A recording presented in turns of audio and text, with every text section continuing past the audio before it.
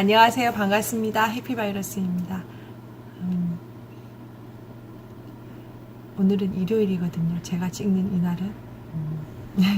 제가 며칠날 올릴지 모르겠는데. 드디어 그 법륜 스님의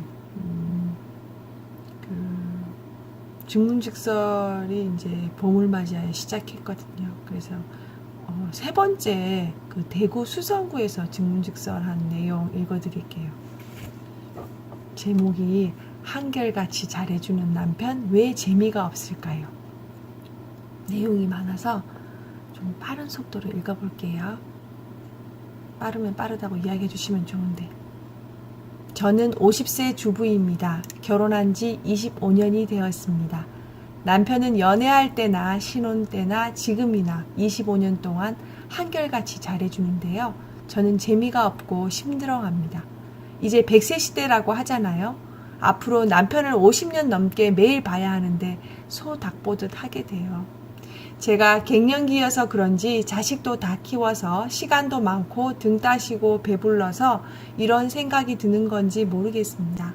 매일 감사일기를 쓰면서 지금 이대로 감사하고 욕심을 버리자고 생각해 봅니다.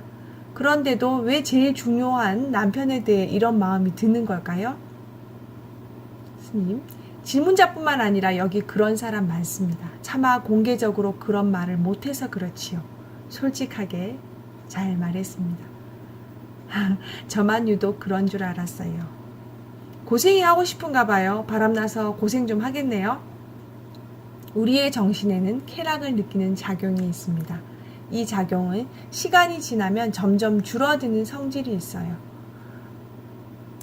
예를 들어 누가 나에게 매달 100만 원을 준다고 해봅시다. 기분이 아주 좋겠죠? 그 좋은 정도를 100이라고 하면 다음 달에 100만 원을 받았을 때 기분이 110으로 좋을까요? 그 다음 달에 받았을 때는 120으로 오를까요? 그렇지 않습니다. 처음에 100이면 그 다음 달에 90, 그 다음 달에는 80, 70, 60으로 점점 줄어들어요. 1년이 지나면 별로 고마운 생각도 안 들고 당연한 것으로 생각합니다. 그리고 2년, 3년 지나면 아직도 100만 원인가 하는 불만이 생깁니다. 이게 사람의 심리예요. 그럼 기분 좋음을 100으로 계속 유지하려면 어떻게 해야 할까요? 첫 달에 100만 원 주고 다음 달에 150만 원 주고 그 다음 달에 200만 원, 300만 원, 400만 원 이렇게 계속 높여야 합니다. 그런데 첫 달 100만 원, 그 다음에 200만 원, 300만 원, 100만 원, 500만 원으로 일정하게 높여도 조금이 계속 유지되지 않습니다. 매달 100만 원씩 올라가는 것을 인식하면 100만 원 올라가는 것을 당연하게 생각해요. 그래서 500만 원을 받아도 처음만큼 안 기쁩니다. 1000만 원을 줘도 안 기쁘고 나중에는 3년이 되는데 아직도 100만 원만 올라가나 이렇게 생각합니다. 결혼 생활이든 친구 관계든 모든 게 다 그렇습니다. 남편이 나한테 똑같이 잘해줘도 내가 느끼는 좋음은 자꾸 떨어집니다. 그런데 돈이 딱 끊기면 그동안 얼마나 좋았는지 자각이 돼요.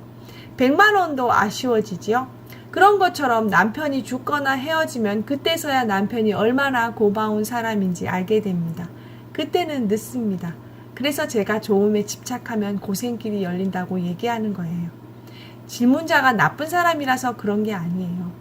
마약도 똑같아요.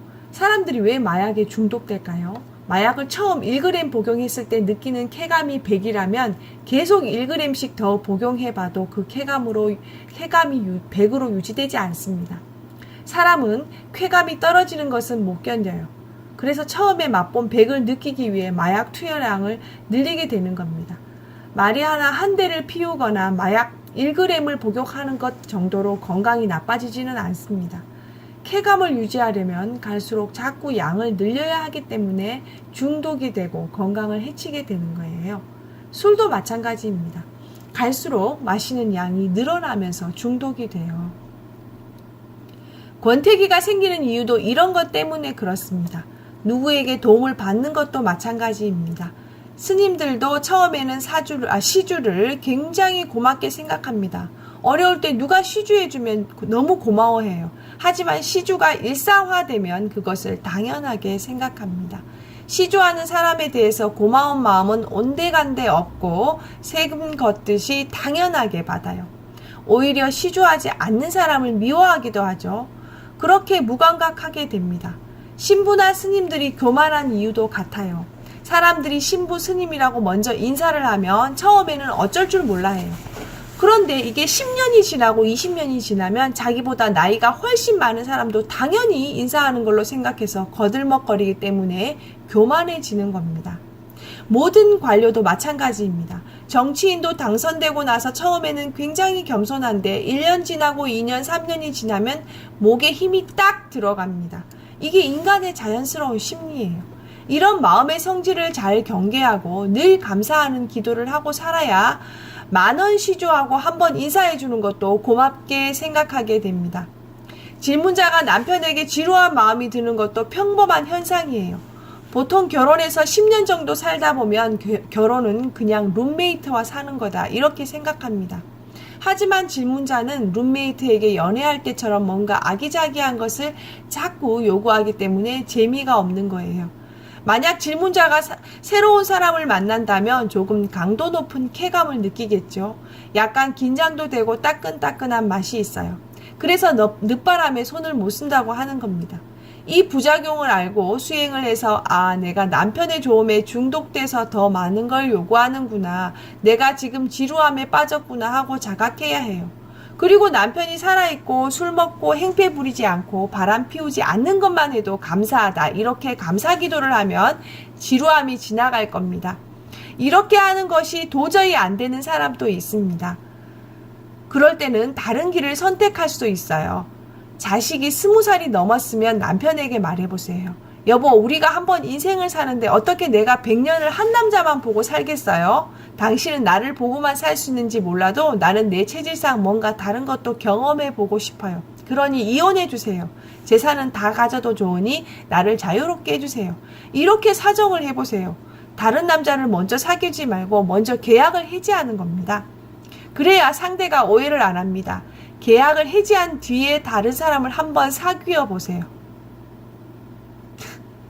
질문자, 저는 무슨 일이든지 푹 빠지는 것은 잘 못합니다. 금방 실증내는 성격이라 이것도 해보고 저것도 해보고 정말 다 해봤어요. 그래도 남편과 25년 동안 평범하게 잘 살아온 것 같습니다.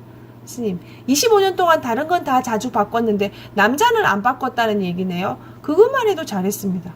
질문자, 앞으로도 아들하고 남편하고 지금처럼 이렇게 사는 게 가장 큰 행복인 것 같습니다. 스님, 아닙니다. 꼭 그렇지 않아요. 그렇게 딱 정해놓으면 삶을 의무적으로 살게 됩니다. 결혼을 했기 때문에 어쩔 수 없이 산다고 생각하면 가슴이 더 답답해집니다.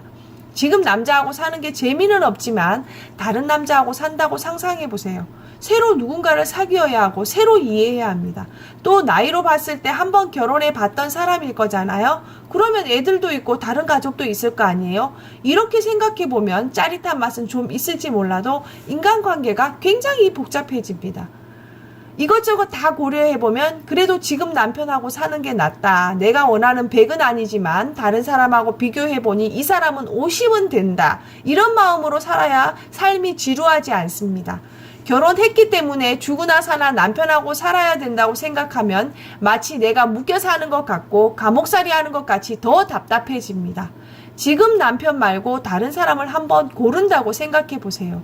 기분에는 더 좋은 사람을 고를 수 있을 것 같지만 쉽지 않습니다. 질문자, 감사합니다. 스님, 저는 어떻게 하면 자유롭고 행복하게 사느냐를 얘기하러 왔지 윤리 선생을 하려고 온 것은 아니에요. 그렇기 때문에 이혼을 하냐 마냐는 큰 문제가 아니에요. 하지만 지금 이혼을 하고 다른 선택을 하는 것이 과연 낫겠느냐 하는 문제는 충분히 생각해 봐야 합니다. 네, 여기까지입니다. 네. 지금 남편 고마운 줄 알고 잘 살겠습니다. 제가 정말 좀 급하게 읽었는데요. 시간이 길어지니까 잘 영상이 안 올라가지더라고요. 그래서 빨리 읽었습니다. 여러분 오늘도 행복한 하루 되세요. 저는 해피바이러스였습니다.